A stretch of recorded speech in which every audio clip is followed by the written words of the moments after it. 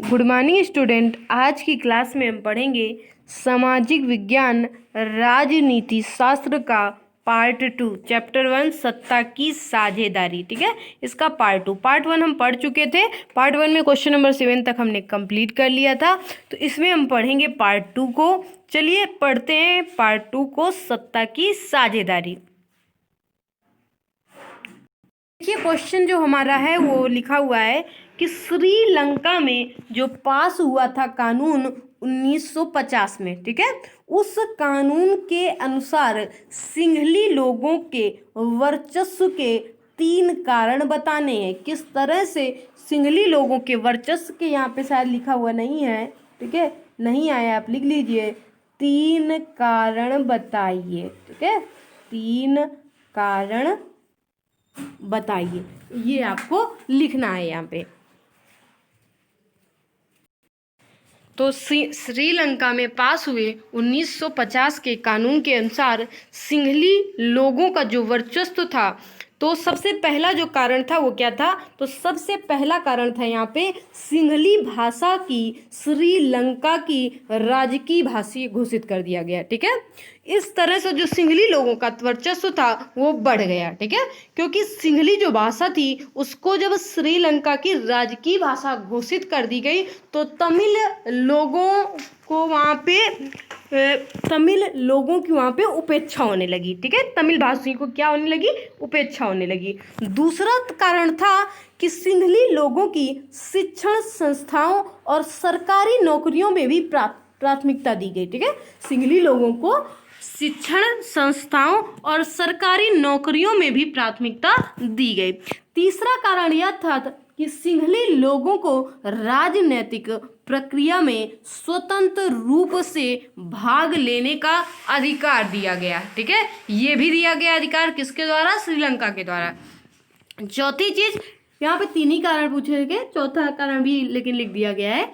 यहाँ पे बौद्ध धर्म को पूजा अर्चना की पूर्ण स्वतंत्रता दी। ठीक है, जो बौद्ध धर्म के लोग थे उनको पूजा अर्चना की पूर्ण स्वतंत्रता भी थी। तो ये मुख्य कारण थे जिससे सिंहली लोगों का जो वर्चस्व था 1950 के कानून से वो बढ़ गया था। ठीक है, दूसरे क्वेश्चन की बात करते हैं। दूसरा क्वेश्चन है सत्ता के ऊर्ध्वाधर। ठीक है, ऊर्ध्वाधर देख लीजिए, यहाँ पे उड़नतुरा लिख लीजिए वाह में। ठीक है, यहाँ पे वाह के ऊपर लगा लीजिएगा, ज्यादा बड़े लग गए। ठीक है, तो यहाँ पे आप लगा लीजिएगा ऊर्ध्वाधर ऐसे। ठीक है, तो सत्ता के ऊर्ध्वाधर वितरण और क्षैतिज वितरण में अंतर स्पष्ट कीजिए। किस प्रकार से सत्ता का जो ऊर्ध्वाधर वितरण और क्षैतिज वितरण किया जाता है उसमें क्या अंतर था, उसके बारे में हम पढ़ेंगे। तो देख लीजिए, अगर हम ऊर्ध्वाधर वितरण की बात करें तो इसके अंतर्गत पहला कारण, इसके अंतर्गत सरकार के विभिन्न स्तरों में सत्ता का बंटवारा होता है। दूसरा, इसमें उच्चतर तथा निम्नतर स्तर की सरकारें होती है। इसमें कैसी सरकारें होती हैं? उच्चतर तथा निम्नतर स्तर की सरकारें होती हैं। तीसरी अगर बात करें तो इसमें निम्नतर अंग उच्चतर अंग के अधीन काम कर देते हैं। ठीक है, तो ऊर्ध्वाधर वितरण में था कि जो निम्नतर लोग थे, निम्नतर अंग के लोग थे, वो उच्चतर अंग के अधीन काम करते थे। अब हम यहीं पे क्षैतिज वितरण की बात कर लेते हैं। तो क्षैतिज वितरण के कारण देखते हैं, क्षैतिज वितरण में क्या था? तो क्षैतिज वितरण में इसके अंतर्गत सरकार के विभिन्न अंगों के बीच सत्ता का बंटवारा होता था। दूसरी चीज, इसमें सरकार के जो विभिन्न अंग थे वो एक ही स्तर पर रहकर अपनी शक्ति का उपयोग करते थे। तीसरी चीज, इसमें प्रत्येक अंग एक दूसरे पर नियंत्रण रखता है। ठीक है, इसमें जो प्रत्येक अंग है वो क्या करता है? एक दूसरे पर नियंत्रण रखता है। देखिए अगला जो हम अति लघुत्तरीय प्रश्नों को पढ़ेंगे। तो अति लघुत्तरीय में जो हमारा पहला प्रश्न है उसे पढ़ते हैं कि बेल्जियम का संक्षेप में परिचय यहाँ पे देना है। बेल्जियम कहाँ था, ये कैसा देश था, उसी के बारे में। ठीक है, तो देखिए अगर बेल्जियम की बात करते हैं संक्षेप में, तो यह यूरोप महाद्वीप में एक छोटा सा देश है। ठीक है, ये यूरोप महाद्वीप में एक छोटा सा देश है जो क्षेत्र की दृष्टि से भारत के हरियाणा से छोटा है। अगर हम क्षेत्र की इसकी बात करें तो हमारे भारत में जो हरियाणा है, ठीक है, राज्य, उससे भी ये छोटा देश है बेल्जियम। ठीक है, दूसरे क्वेश्चन पे चलते हैं हम। दूसरे क्वेश्चन की बात करें तो दूसरा क्वेश्चन है यहाँ पे, जाति समूह की कोई एक विशेषता बताइए। जाति समूह की हमें एक विशेषता बतानी है। तो देखिए, जाति समूह की जो विशेषता है वो है, ऐसे समूह अपनी अलग संस्कृति से संबंधित होते हैं। ऐसे समूह, जो जातीय समूह होते हैं, वो अपनी अलग संस्कृति से संबंधित होते हैं। क्वेश्चन नंबर 3 की बात करें यहीं पे, तो क्या सत्ता का बंटवारा सत्ता के टुकड़े होते हैं? सत्ता का बंटवारा सत्ता के टुकड़े होते हैं।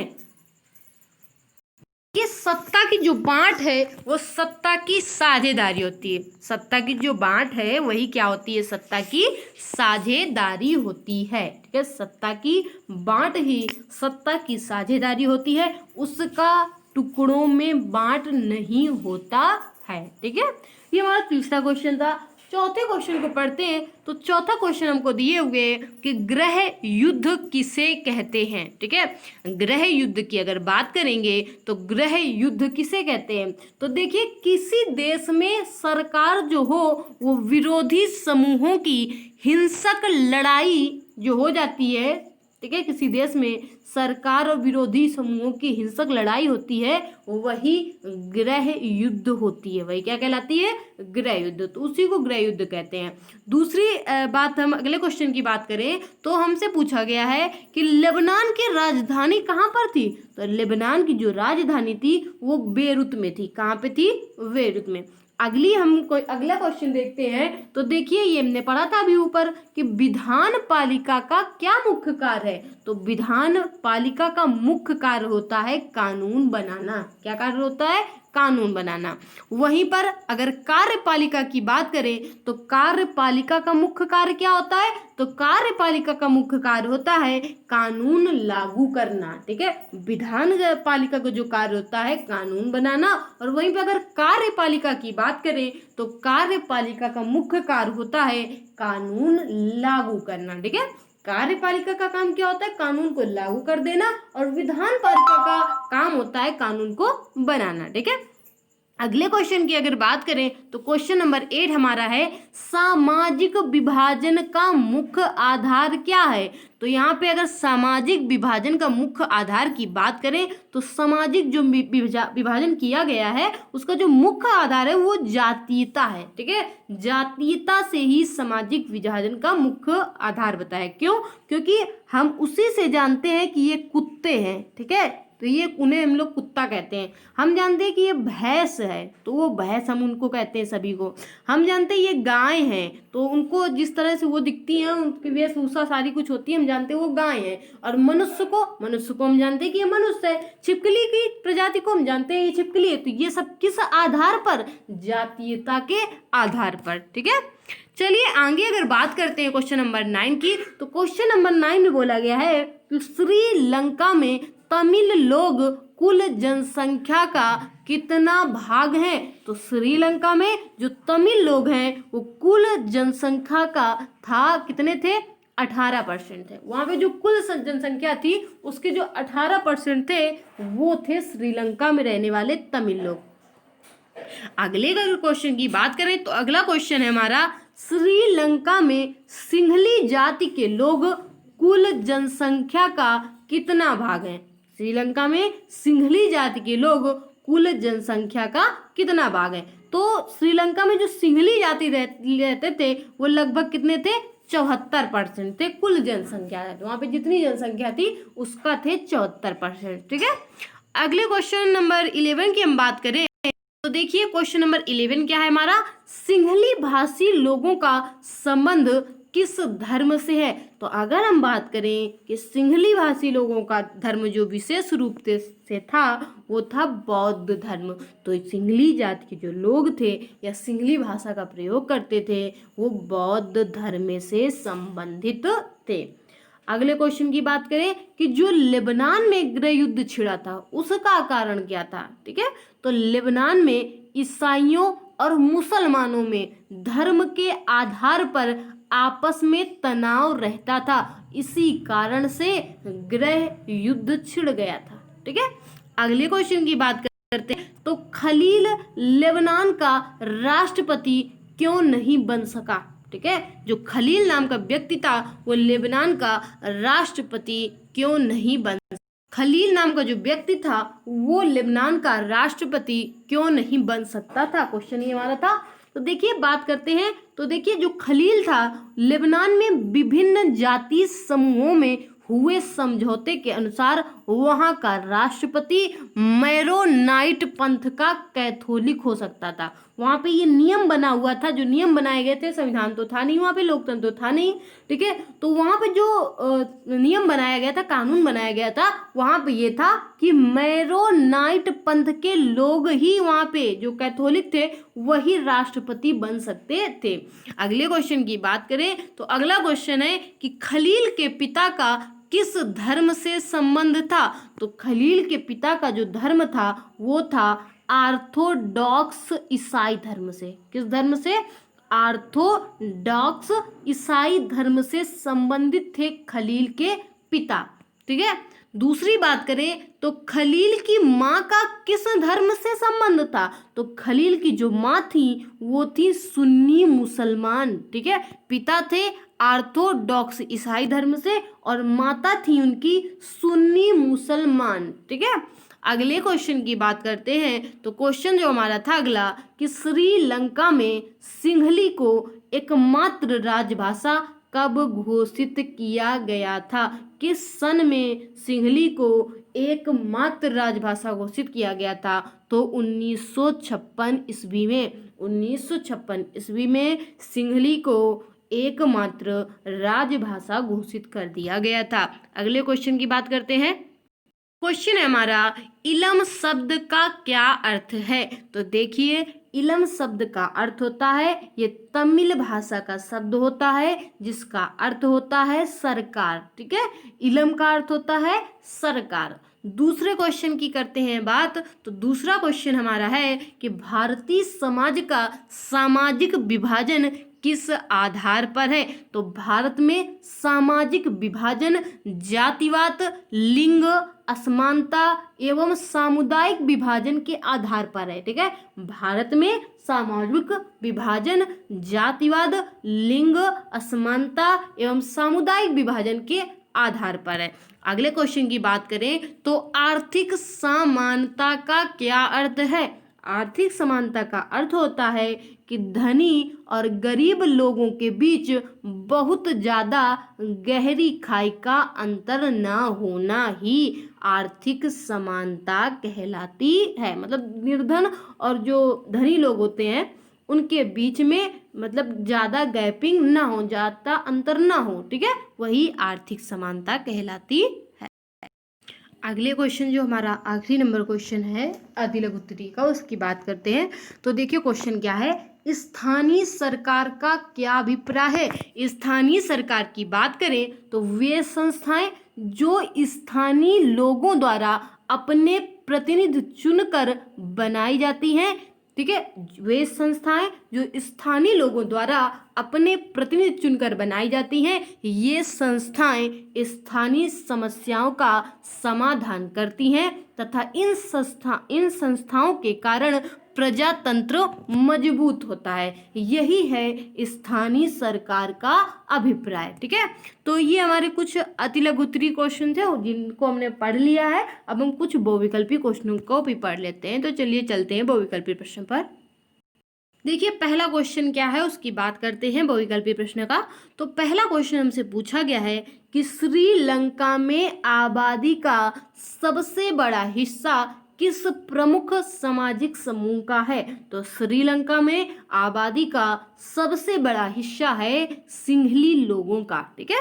क्वेश्चन नंबर 2 पर चलते हैं। तो क्वेश्चन नंबर 2 हमारा है बेल्जियम की सीमाएं किन देशों से लगती हैं? तो अगर बेल्जियम की हम सीमाओं की बात करें तो ये लगती हैं फ्रांस से, नीदरलैंड से, जर्मनी से और लग्जमबर्ग से। इन 4 देशों से बेल्जियम की सीमा लगती है। किस किस से?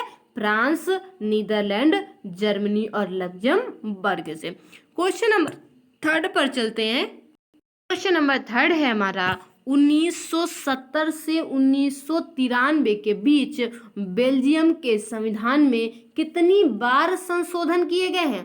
ठीक है, तो 1970 से 1993 के बीच बेल्जियम के संविधान में कुल 4 बार संशोधन किए जा चुके हैं। ठीक है, अभी तक 4 बार संशोधन किया गया है किसके संविधान में? बेल्जियम के संविधान में। क्वेश्चन नंबर अगर 4 की बात करें तो क्वेश्चन नंबर 4 हमारा है बेल्जियम की जनसंख्या कितनी है टोटल? तो देखिए, अगर टोटल जनसंख्या की बात करें बेल्जियम की तो लगभग 1 करोड़ जनसंख्या है। कहाँ की? बेल्जियम की। ठीक है, क्वेश्चन नंबर 5 पे चलते हैं।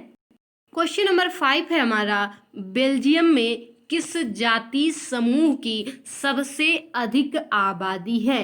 तो देखिए, अगर बात आबादी की करें तो बेल्जियम में सबसे जो अधिक जाति समूह है, आबादी है, वो है किसकी? तो वो है फ्लेमिश की। ठीक है, फ्लेमिश जाति समूह की सबसे अधिक आबादी वहां पर है।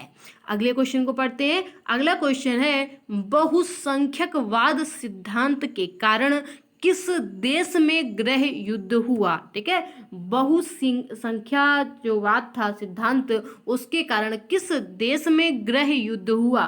तो ये युद्ध हुआ था श्रीलंका में। श्रीलंका में बहुसंख्यक सिद्धांत के कारण गृह युद्ध हुआ था।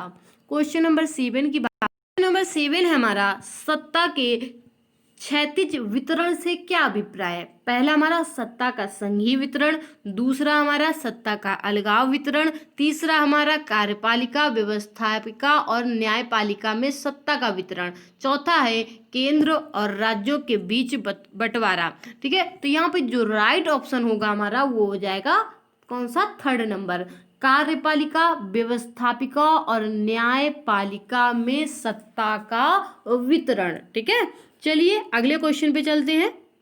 अगला क्वेश्चन है यूरोपीय संघ का मुख्यालय कहाँ है? तो यूरोपीय संघ के मुख्यालय की अगर बात करें तो यूरोपीय संघ का मुख्यालय है ब्रुसेल्स में। ठीक है, कौन सा राइट आंसर? ब्रुसेल्स। अगला क्वेश्चन 9 नंबर है हमारा कौन सा जाति समूह ब्रुसेल्स में बहुसंख्यक है?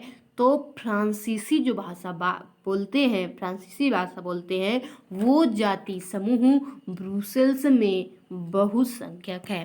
क्वेश्चन नंबर 10 की बात करते हैं। क्वेश्चन नंबर 10 में पूछा गया है कि बेल्जियम में जर्मन भाषी लोग कितने प्रतिशत हैं? तो बेल्जियम में जर्मन भाषी लोग 1% हैं। कितने प्रतिशत हैं? 1%। ठीक है, मतलब 1%।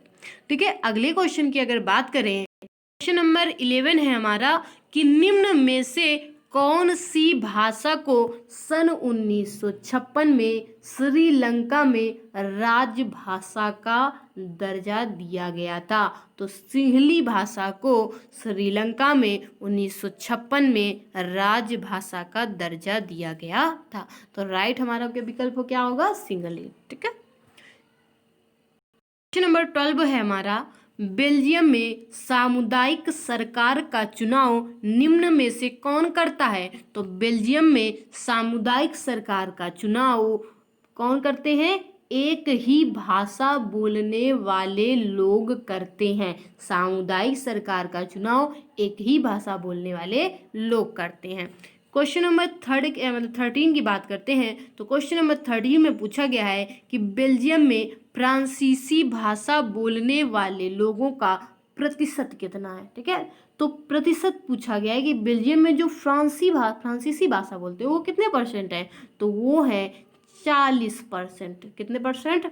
40% जो लोग हैं वो बेल्जियम में फ्रांसीसी भाषा बोलते हैं। ठीक है, तो देखिए ये हमारा था पार्ट 2 था, और पार्ट 2 से हमारा जो सत्ता की साझेदारी चैप्टर था वो होता है इंडिया। ठीक है, अगले चैप्टर पर हम कल मिलेंगे। अगला चैप्टर हमारा जो राजनीति शास्त्र का है वो है संघवाद। ठीक है, तो यहीं से हमारी जो आज की क्लास होती है वो होती है फिनिश। ठीक है, तो आप लोग अपना वर्क कंप्लीट करते रहिए।